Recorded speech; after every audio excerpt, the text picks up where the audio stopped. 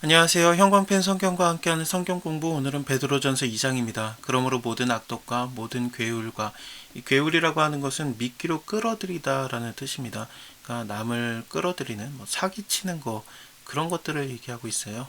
또 외식과 시기와 모든 비방의 말을 버리고 갓난아이 같이 순전하고 신령한 젖을 사모하라 이러는데, 위에서 나왔던 내용들이 서로 사랑하라는 내용이었거든요. 형제 사랑하기에 이르렀다. 마음으로 뜨겁게 피차 사랑하라. 이것을 이루기 위한 것은 당연히 서로 악독하는 거, 괴율하는 거, 외식, 시기, 모든 비방의 말을 버리는 것입니다. 그래서 사랑한다라는 건 일단은 남을 해하려고 하고 끌어내리려고 하지만 않아도 그것이 이웃사랑의 것이기도 하고 그래요. 갓난아이 같이 순전하고 신령한 젖을 사모하라 그러는데, 이 신령하다라는 것은 말씀이라는 것에서 나온 그런 의미거든요. 그래서 이것은 말씀, 이성의 젖을 사모하라, 혹은 교리의 젖을 사모하라, 그런 뜻입니다. 위에서 말씀이라고 나왔던 것은 모든 육체는 풀과 같고 모든 영광은 풀의 꽃과 같고 푸른 마르고 꽃은 떨어지되 오직 주의 말씀은 세세토록 있도다. 너에게 전한 복음이 곧 이 말씀이라. 이 말씀이 뭐였냐면은 형제 사랑하는 거예요. 이 진리를 쫓으라는 거죠. 진리는 순종함. 순종함이라는 것 당연히 하나님께서 우리에게 순종하게 하시는 거거든요. 이 순종함을 성령으로 말미암아 얻는 것입니다. 그래서 사랑을 하려면은 그 사랑을 우리가 하나님께 받는 거예요. 얻는 거고, 그 은사라고 보잖아요. 고린도전서에서 사랑의 은사라고 봤기 때문에 그것은 우리가 방언처럼 얻는 하나의 일종의 은사입니다. 그래서 피차 사랑하는 거, 서로 형제간에 사랑하는 것은 하나님께 받는 것이기 때문에 신령한 젖을 사모하라. 말씀이라는 단어와 연결이 되거든요. 이는 이로 말미암아 너희로 구원에 이르도록 자라게 하려 함이라. 너희가 주의 인자하심을 맛보았으면 그리하라. 주의 인자하심이라는 것도 신령한 젖과 연관이 되고 있습니다. 사람에게 버림바가 되었으나 하나님께는 택하심을 입은 보배로운 산돌이신 예수께로 나아와 너희도 산돌같이 신령한 집으로 세워져 간다.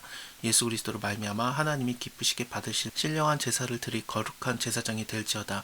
이 거룩한 제사장 뒤에서도 너희가 왕같은 제사장이다, 이런 식으로 얘기를 할 건데요. 일단은 예수님께서 히브리서를 보면은 멜기세덱의 반차를 쫓는 대제사장이라고 나오죠. 그리고 예수님의 몸 자체가 성전이신데 우리도 예수님과 함께 연하여서 지어져가는 성전인 겁니다. 모퉁이 돌이 되신 예수님과 연하여져서 만들어가는 성전이 되는 겁니다. 이것이 이사야서 28장에서는 보라 내가 택한 보배롭고 요긴한 돌을 시온에 두었노니 저를 믿는 자는 부끄러움을 당치 아니하리라. 그러므로 믿는 너희에게는 보배이나 믿지 않는 자들에게는 건축자의 버린 돌이 그 모퉁이 돌이 되었다. 또한 부딪히는 돌과 거치는 돌이 되었다. 그러니까 예수님께서는 건축자의 버린 돌이 되는 거죠. 건축자라고 나왔던 것은 복음서를 보면은 종교 지도자들을 얘기하고 있습니다. 예수님을 가장 잘 알아봐야 됐던 성경의 전문가들이 오히려 이 중요한 돌, 모퉁이 돌을 버렸다라는 거예요. 근데 우리는 어떠냐면은 우리는 이 예수님을 보배로 받아들이기 때문에 예수님과 함께 지어져 가는 겁니다. 근데 버린 자들, 예수님을 받아들이지 않은 자들은 그 예수님 자체가 부딪히는 돌과 거치는 돌이 돼서 막 걸려 넘어지기도 하고 그러는 거죠. 그들은 말씀을 순종치 아니하고 넘어진다. 이는 저에게 이렇게 정하신 것이다. 오직 너희는 택하신 족속이고 왕같은 제사장들이고 거룩한 나라요. 이 왕같은 제사장이라는 게 왕정시대의 제사장을 얘기하는 건가, 아니면 왕이면서 제사장이다라는 것으로도 볼 수 있습니다. 거룩한 나라라는 것은 일단은 벌써 이스라엘만이 아니에요. 우리가 바로 하나님의 거룩한 나라가 됐기 때문에 어떤 특정한 지역의 신으로서 하나님이 그려지는 게 아닙니다. 그의 소유된 백성이니 우리가 바로 하나님의 소유가 되었고요. 이는 너희의 어두운 데서 불러내어서 그의 기이한 미대에 들어가게 하신 자의 아름다운 덕을 선전하게 하려니라. 덕이라는 것은 찬미라든지 탁월함이라고도 번역이 가능한 단어입니다. 그래서 이게 찬미라는 게 딱 볼 때 탁월함, 위에서 1장에서 반복적으로 나왔던 게 예수 그리스도께서 나타나실 때에 칭찬과 영광과 존귀를 얻게 하려 함이라. 이 칭찬과 영광과 존귀라는 것이 너에게 임할 은혜라고 했고, 예수님이 다시 나타날 때니까요. 또 그리스도에 다시 나타날 때, 그 나타날 때 너에게 가져올 은혜, 이 은혜는 바로 칭찬과 존귀와 영광이거든요. 그것을 생각하고 2장을 보면은 여기서 아름다운 덕을 선전하게 하려 합니다. 우리가 이것을 받으니까. 그래서 이 덕이라는 게 아까 찬미라든지 아니면 탁월함, 그런 걸로 번역이 가능하다고 했잖아요. 그래서 1장의 내용, 우리가 예수 그리스도께서 우리에게 나타나실 때 우리는 이미 그의 백성이고 하나님의 백성인데 긍휼함을 얻었기 때문에 그렇습니다. 그때 우리가 칭찬과 존귀와 영광을 얻는 그런 것을 선전하게 하려 하십니다. 사랑하는 자들아 나그네와 행인 같은 너희를 권하노니 위에서는 뭐 거룩한 나라다 너희는 왕 같은 제사장이다 그리고 하나님의 백성이다라고 해놓고 갑자기 또 나그네는 뭔 얘기냐. 나그네라는 거는 천국에 가기 전에 이 땅에서 살고 있는 모든 삶 그리스도를 믿는 자들의 삶이 천국에 가기 전이니까 나그네의 삶과 같다라고 성경에서 많이 얘기를 하잖아요. 그 나그네를 얘기하고 있는 겁니다. 그래서 이 땅에 살고 있는 우리들에게 권하는 내용입니다. 영혼을 거스려서 싸우는 육체의 정욕을 제어하라. 너희가 이방인 중에서 행실을 선하게 가져서 너희를 악행한다고 비방하는 자들로 하여금 너희 선한 일을 보고 권고하시는 날에 하나님께 영광을 돌리게 하려 함이라. 1장에서 나왔던 내용 계속 보고 있죠. 그 하나님께 영광을 돌리는 거 예수 그리스도에 나타날 때 칭찬과 존귀와 영광을 얻게 하려 함이라. 그 권고하시는 날 당연히 예수님이 오시는 날에 하나님께 영광을 돌리게 하려 함이라. 칭찬과 존귀와 영광을 얻으니까요. 그 영광 얻은 거 돌릴 수 있게 되는 거죠. 인간에게 세운 모든 제도를 주의를 위해서 순복하되 혹은 위에 있는 왕이나 여기서 왕을 위해서 순복하라라는 거라든지 밑에서도 왕을 공경하라라는 내용이 있거든요. 근데 여기서 나오는 왕은 지금 현재 네로 황제예요. 그렇다면은 그 네로 황제에게 그 엄청나게 악했던 왕인데 그에게 순복하는 게 옳은가?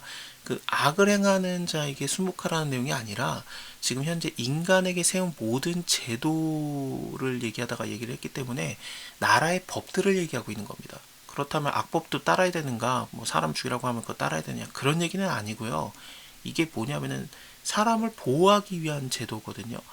혹은 악행을 행하는 자들을 징벌하고 선행을 행하는 자들을 보상하는 것, 포장하기 위해서 그에게 보낸 방백에게 하라. 그러니까 인간에게 세운 제도는 뭐냐면은 약자를 보호하고 그 악인들을 벌하는 일종의 경찰, 군대 뭐 그런 제도를 얘기하는 거예요. 하나님께서 믿는 자들을 보호하기 위해서 이 땅의 모든 제도들도 두신 거예요. 경찰이 없다면 어떻게 되겠습니까? 법이 없다라면은 우리는 어디를 가든지 두려움에 떨 수밖에 없죠. 누가 나를 괴롭게 하거나 누가 나를 힘들게 하거나 혹은 상처를 입혀도 그게 전혀 불법이 아니다. 하나님이 세우신 제도가 그런 게 없다. 그러면은 우리는 너무 위험하지 않습니까? 그렇기 때문에 하나님께서 믿지 않는 나라에 대해서도 뭐 경찰이라든지 그런 법들을 세우면서 악을 행하는 자들은 징벌하고 선을 행하는 자들은 보상을 하는 그런 그 지도자들을 주신 거예요. 그 자들에게 순복하라는 얘기입니다. 악을 막 행했던 네로 황제까지도 공경하라 그런 얘기는 아닙니다. 인간이 세운 제도를 얘기하는 겁니다. 그 선행으로 어리석은 사람들에게 무식한 말을 막는 것이다. 자유하나 그 자유로 악을 가리우는데 쓰지 말고 오직 하나님의 종과 같이 하라. 무사람을 공경하며 형제를 사랑하며 하나님을 두려워하며 왕을 공경하라. 사환들아, 여기 사환들이라고 하는 것은 집에 있는 것들이라고 해가지고 정말로 집에 있는 하인들을 얘기합니다. 범사에 두려움으로 주인에게 순복하되 선하고 관용하는 자들에게만 아니라 까다로운 자에게도 순복하라라는 건데 여기서 선을 행하는 자들, 나에게 잘해주는 주인에게 당연히 열심히 순복하는 것은 그럴 수 있겠지만 까다로운 자들이라고 하는 것은 이거는 정말로 그 비틀어진 자들이라는 뜻입니다. 정말 못된 사람들이거든요. 뭐 학대하는 자들까지도 포함되는 내용이에요. 그 사람들에게도 너희가 좀 순복을 해라 라는 얘기예요. 왜 그러냐면 19절 때문에 그런데요. 애매히 고난을 받아도 애매히 고난을 왜 받겠습니까? 그 까다로운 주인들, 학대하고 마음이 뒤틀린 주인들, 정확하게 헬라어로는 마음이 뒤틀리다라는 뜻입니다. 까다로운 자들은요. 그 사람들이 주인이니까 고난을 애매하게 받잖아요. 하지만 하나님을 생각함으로 참으면은 이것이 아름다우나 죄가 있어서 매를 맞고 참으면 무슨 칭찬이 있으리요. 너무 주인이 못했으니까 거기다가 안 좋게 하고 주인에게 손해를 끼치게 몰래 하고 또 음식에다 막 더러운 거 넣고 만약에 막 그런다라면은 그거 걸리면은 이제 죄가 있어서 맞는 거잖아요. 그럼 무슨 칭찬이 있겠느냐. 오직 선을 행함으로 고난을 받고 참으면은 하나님 앞에서 아름다우니라. 이게 어떤 의미냐면은 베드로전서에서 얘기를 하는 게 어차피 이 땅에서 살 때 고난이 있다라는 얘기입니다. 너가 예수 믿어서 고난을 받든 예수를 안 믿어도 고난이 있으니까 그렇게 고난을 받든 어차피 고난을 받을 거면 하나님 믿고 예수 믿고 고난 받고 참으면 하나님 앞에서 아름답지 않겠냐 그런 얘기를 하는 거거든요. 베드로는 되게 솔직해요. 고난이 없다 그런 얘기 안 해요. 고난이 있다. 근데 그냥 받아. 약간 그런 뜻으로 얘기를 하고 있어요. 예수 믿으면서 고난 받는 거 복되고 하나님 앞에 아름다우니까 그렇게 그냥 고난 받고 그러자라는 얘기죠. 왜냐하면 예수님께서도 너희를 위해서 고난을 받으사 너희에게 본을 끼쳐 그 자취를 따라오게 하려 하셨느니라. 저는 죄를 범하지 아니하였고 그 입에 괴사도 없으시며 욕을 받으시되 대신 욕하지 아니하시고 고난을 받으시되 위협하지 아니하셨고 오직 공의로 심판하는 자에게 부탁하시며 친히 나무에 달려 그 몸으로 우리의 죄를 담당하셨으니 이는 우리의 죄로 대신하여서 죽고 의에 대해서 살려 하려 함이라. 저가 채찍에 맞음으로 너희가 나음을 얻었으니 너희가 전에는 양과 같이 길을 잃었더니 이제는 너희의 영혼의 목자와 감독 되신 이에게 돌아왔느니라. 자, 오늘은 여기까지 보고요. 다음에 3장에서 그러면 이웃사랑을 할 거면 어떻게 하라는 얘기인가, 형제 사랑하는 걸 어떻게 하라는 얘기인가에 대해서 좀 더 구체적으로 나오는 것을 이어서 보겠습니다. 감사합니다. 다음에 뵐게요.